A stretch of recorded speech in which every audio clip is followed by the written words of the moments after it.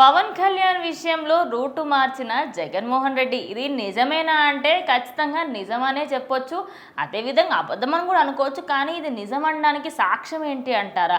మొన్న వల్లభనేని వంశీని అరెస్ట్ చేశారు కదా. అయితే ఆయన అరెస్ట్ చేసిన వల్ల బాధతో నేను బయటకు వచ్చి ఏం చెప్పకు నాయనా అని చెప్పేసి వెళ్ళి పరామర్శించడానికి వెళ్ళారు కదా. వెళ్ళి బయటకు వచ్చిన తర్వాత 30 నుంచి 45 నిమిషాల పాటు ఓ ప్రెస్ మీట్ అరేంజ్ చేసి అందులో ప్రతి ఒక్క విషయం గురించి మాట్లాడారు. చంద్రబాబు నాయుడు గురించి మాట్లాడారు, అదేవిధంగా ప్రభుత్వాన్ని గురించి మాట్లాడారు. కానీ ఎక్కడా కూడా పవన్ కళ్యాణ్ అనే పేరు తీయలేకపోయారు. ఎందుకు? భయంతోనా అని చెప్పేసి కొంతమంది అంటూ ఉంటే ఇంకొంతమంది ఇప్పుడు ఏదైనా పెట్టుకునే అవసరం ఏంటి అని చెప్పేసి అనుకుంటున్నారు.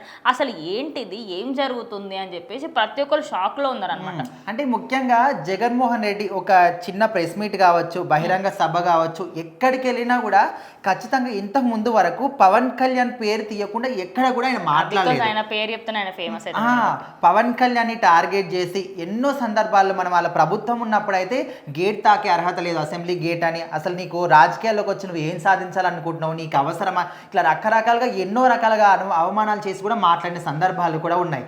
కాకపోతే for the first time Jaganmohan Reddy రాజకీయ చరిత్రలోనే ఫస్ట్ టైం ఒక పవన్ కళ్యాణ్ గురించి మాట్లాడకుండా ఉన్న ప్రెస్ మీట్ ఏదైనా ఉందంటే ఖచ్చితంగా వల్లభనేని వంశీ గురించి మాట్లాడినప్పుడే.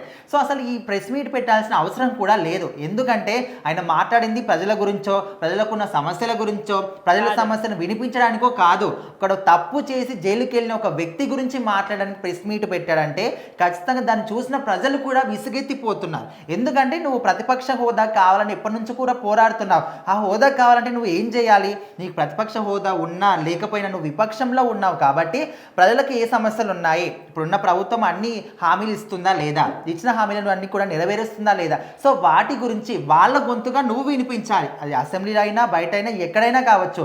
నువ్వు అసెంబ్లీలోకి వెళ్ళడం లేదు, అక్కడికి వెళ్ళి మాట్లాడడం లేదు, కనీసం ఇట్లా అప్పుడప్పుడు ప్రెస్ మీట్లు పెట్టినప్పుడు అయినా మాట్లాడతామంటే అది కూడా లేదు.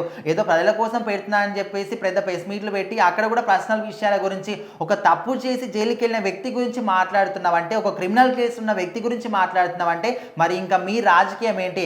మాజీ సీఎం అనే హోదాకి ఏమైనా తగ్గట్టుగా మీరు మాట్లాడుతున్న విధంగా చాలా మంది కూడా చెప్తున్నారు. అదే కాకుండా జగన్మోహన్ రెడ్డి అక్కడ మీటింగ్ పెడతారు, ఆయన ఇష్టం ఖచ్చితంగా, అది ఎవరు దానికి కాదనట్లేదు.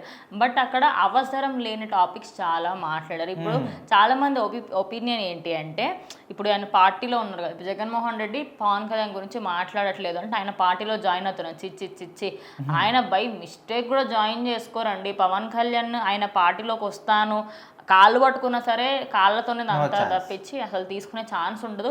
ఆయన ఎంత నేను మారిపోయాను సార్, నేను కాదు, నేను ముందున్న జగన్మోహన్ రెడ్డి కాదు అని చెప్పినా కాదు. అండ్ అదేవిధంగా ఆయన కూడా ఒక పార్టీ కోసం అట్లా మాట్లాడి ఉంటారు అనుకుంటే ఆయన ఏంటంటే మర్చిపోయి ఉంటారు బేసికెళ్ళి. బికాజ్ ఎందుకంటే సోషల్ మీడియాలో ఆయన పైన ట్రోల్స్ ఎక్కువగా అవుతున్నాయి కాబట్టి ఎందుకు ఇప్పుడు మళ్ళీ పవన్ కళ్యాణ్ పేరు తీస్తే మళ్ళీ నన్ను ఎక్కడ ట్రోల్ చేస్తారన్న భయంకి మర్చిపోవడం అనకుండా భయం అంటే బాగుంటది. ఎందుకంటే ఇప్పుడు పవన్ కళ్యాణ్ చిన్న మాట అన్నప్పటికీ కూడా ఆయన క్రేజ్ ఓన్లీ ఏపీ రాష్ట్రం కాదు, ఓన్లీ 2 తెలుగు రాష్ట్రాలు కాదు, దేశం కాదు, విదేశాల్లో కూడా ఆయన క్రేజ్ అనేది చాలా మటుకు కూడా స్ప్రెడ్ అయిపోయింది.